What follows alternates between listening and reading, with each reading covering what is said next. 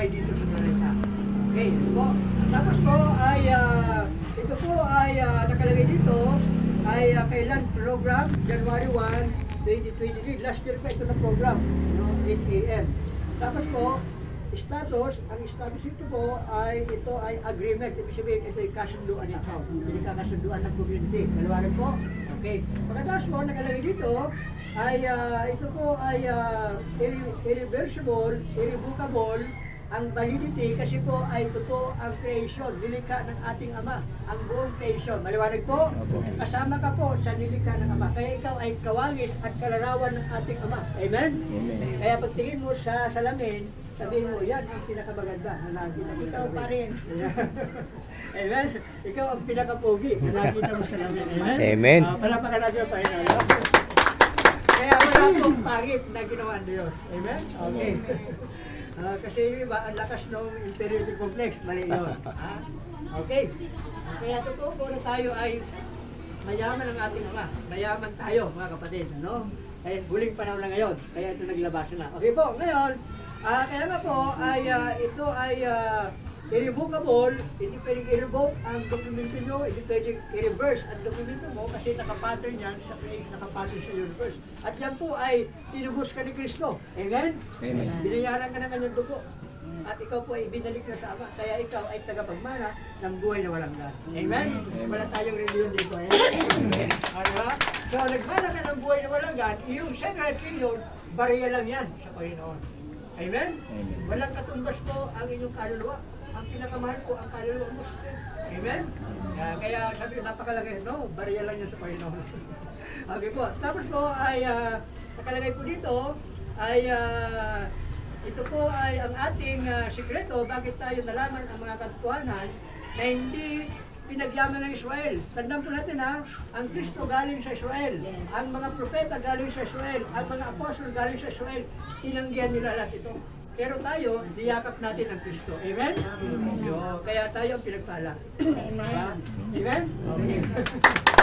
Pinagpala ang Pilipinas dahil ating diyakap ang Kristo ang kapatid. Okay? Kaya nga po, kung nasa ng Kristo, naroon Ama. Kung nasa ng Kristo, naroon ang banal na Espiritu. Kaya ang katawan ko, sister, brother, templo ng Diyos. Amen? Kaya huwag po sirain sa bisyo ang ating mga katawan. Kaya dito po nakalagay, bawal gamitin ito sa mga bisyo. I'm sorry kakansilyon po. Kaya merong monitoring sa sabo. Bawal din sa mga rebellion. Bawal ano? Kaya nakalagay po dyan ay kung sino ang inyong referral. Halimbawa, nirefer ko si sister, hindi ko siya minanmanan, mayroon palang violation. Ako po, may pananagutan. Maliwanag po. Kaya yung i-refer nyo po, siguruhin nyo na hindi kayo madadamay. Nakalagay ko may referral. Pero po, meron naman ito, buo naman tayo ng committee na martial. Saka maluwag na po yan, lalagyan ng mga CCTV. At pagkatapos po kasama ang kapulisan, kasama ang mga sundalo, ang mga tanod na magmamalman. Kasi po ang mga sundalo, ang mga emplado, lahat po sila meron din account. Amen? Okay, hindi lang po mga civilians, pati mga taong gobyerno po. Ay kung anong ating account, ganun din sa mga taong gobyerno. Maliwanag po?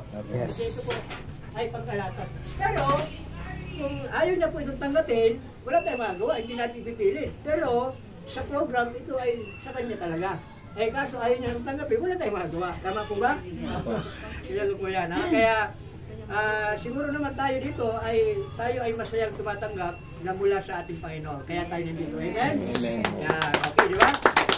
Kaya tayo kasi ito ay gagamitin natin sa pagpupuri sa Panginoon sa kabutihan. Gaganda na ang community, gaganda na ang bagong silangan, gaganda na ang Santa. At gaganda na lahat. Gaganda rin lahat. Lahat gaganda. Pogi naman kami. Ay, pambili ng posisyon mo.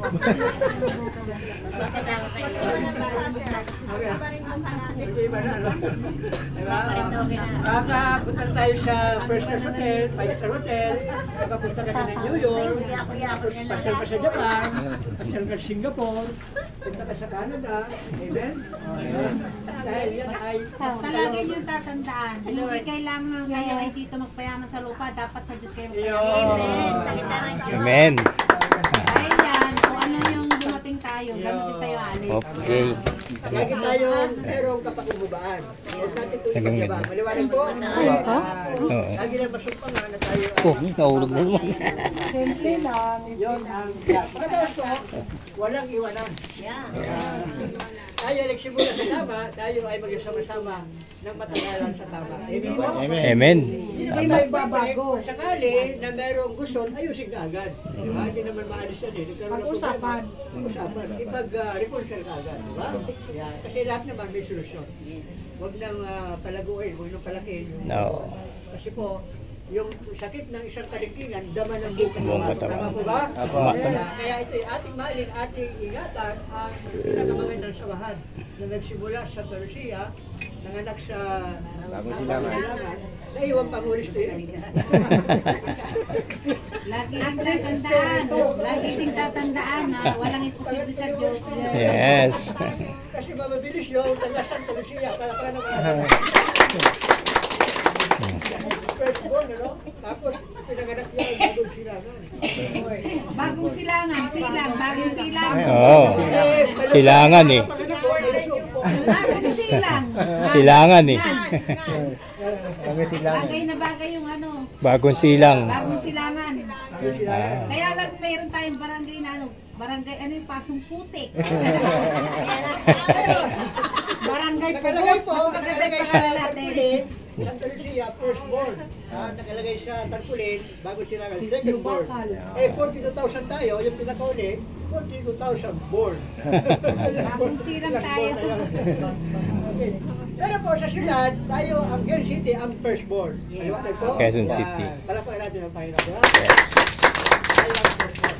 Kaya pag punto kay Mayor, nakalagay Star Pulit, Quezon City, madam kami ang first born. Kasi sabihin natin sa sulat, ang ating taking is sa Big Cookie Pangulo. Kaya lang naman tumanggi si Kapitan. No. Tama ba? Tama ba? Pagdating si Mayor, Mayor, kasi Kapitan. sabi po namin, ang teacher and documentation, si Pangulo. Amen? Amen. Lahat po ng galaw natin, sabi ni Pangulo, kasi ang malaman niya, sa atin pala. Kasi po, sa Malacanang, umaalis ang Pangulo. Pero tayo, hindi ka umaalis sa yuntahan. Amen? Amen. Kaya ang ating perpetual na opisina, Malacanang. Maliwanag? Kaya magpadami tayo ng 70 million ng mga Pilipino, alam na natin kung sino ang maboto. Yung matino at ang puso para sa taong bayan. Amen? Amen. Wow, gaganda na pala. Alam nga naman, meron pa siyang sinergy yung magpura pa. Magpura naman. Diba? Okay. Tapos pagmaliwanag, ay pag-pray natin na aprubahan na mag-balance yung 200,000 sa mga leader, mabawasan, payag tayo sa 20%, bawasan niya ng 40,000. Sino ang mga leader dito? Taas ang mga. Lahat po yan. Lahat kami. Lahat dito na, oh. Walang So, member. 200,000, bawasan ka ng 40,000, meron ka pang matirang 180. Tapos, bawasan natin ng 10% tayo. Yung 10% tayo din naman gagamit. Amen? Amen. Okay. Ay dahil po, ibig sabihin ay nabuksan yung account. Ibig sabihin po ay totoo yung account. Tapos mo kasi binawasan ng tax eh. Binawasan ng tax dahil sa Panginoon, ibalik natin sa Panginoon. Yung 10%. Yung 10% hindi naman dadalhin sa langit. Ano yung gagawin sa Diyos? Tayo ba rin ang gagamit? Diba? Ibig sabihin po, nakita lang ng Diyos na ikaw ay giver. Amen? Hindi ka yatawag na Sakim. Sakim.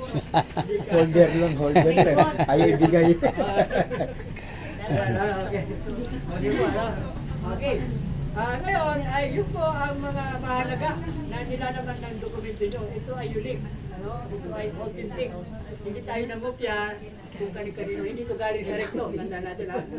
Ito ay galing sa Panginoon na mahal tayo ng Diyos. Ginamit tayo ng Diyos lahat na instrumento ng buhay ng Diyos. Amen? Amen. Kaya po, yan ang katotoo. Mamayang gabi, makita nyo. Diba? Ang ganda. Ibig sabihin niya, yung kaluwalhatian ng Diyos para hindi tayo nalulungkot. Ibig sabihin, ay ganun po, kayaman pala ang ating mga, ganun pala kayaman. Lahat pala ng creation, tayo pala mamamahala. Wow! Yes, diba? Yan ang easy. Kaya ma-enjoy nyo ang Panginoon. Ma-inlove talaga kayo sa Panginoon. Sino ba rito ang inlove sa Panginoon? Yes, kami. Tagal na. Matagal na. Sino ang inlove kay Mister?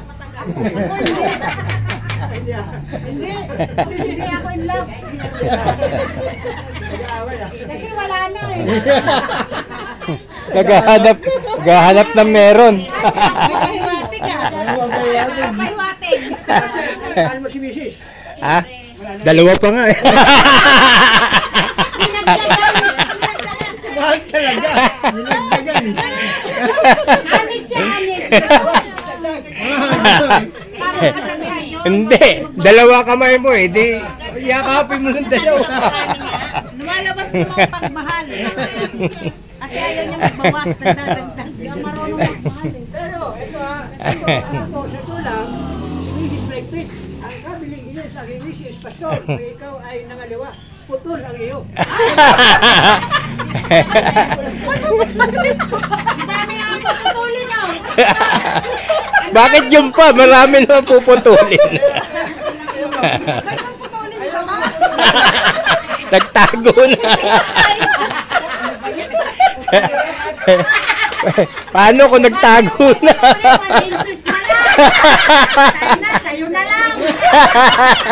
Ba't puputulin mo?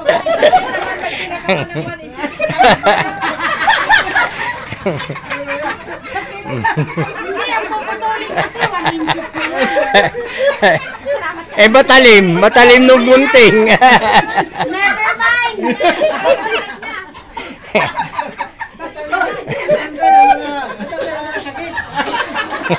Never mind to have that.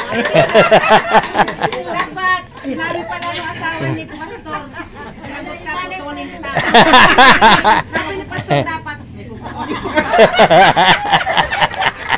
Putting aside.